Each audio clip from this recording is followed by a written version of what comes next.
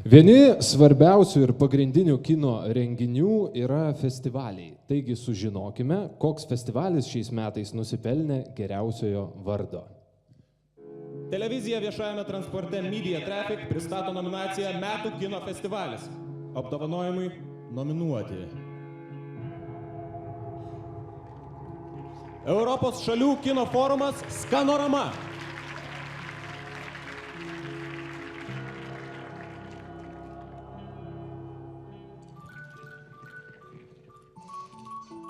Tarptautinis vaikų ir jaunimo filmų festivalis.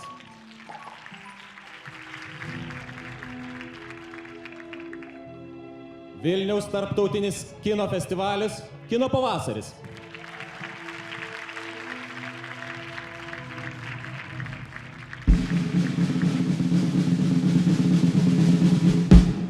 Laimėjo Vilniaus tarptautinis kino festivalis Kino pavasaris. O, netoli eit. O, čia reikia. Labas vakaras, sveikinimai. Prašau, atsargiai jūs puola. Paimkit, taip. Ačiū. Geri marškiniai pas jūs. Geri? Man irgi vėlius patinka.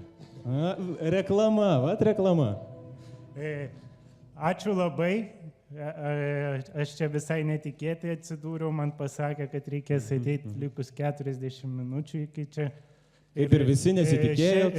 Šiemet mūsų kino pavasario biure galioja tradicija nauja vaikščioti basomis ir valgyti morkas.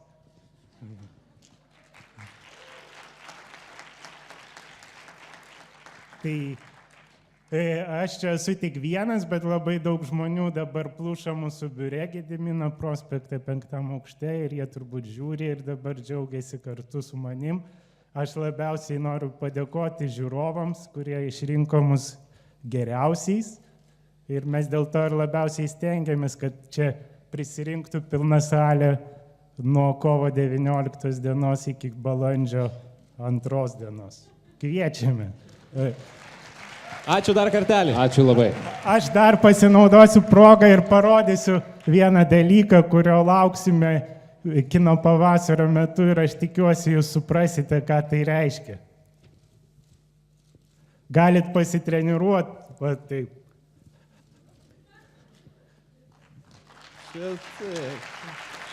Su netikėtumais. Ačiū dar kartelį. Ačiū. Lauksim Taip kino pat pavasario. norime pridurti, kad Media Traffic sveikina laimėtojus ir linki kūrybiškumo bei kuo daugiau kino lankytojų.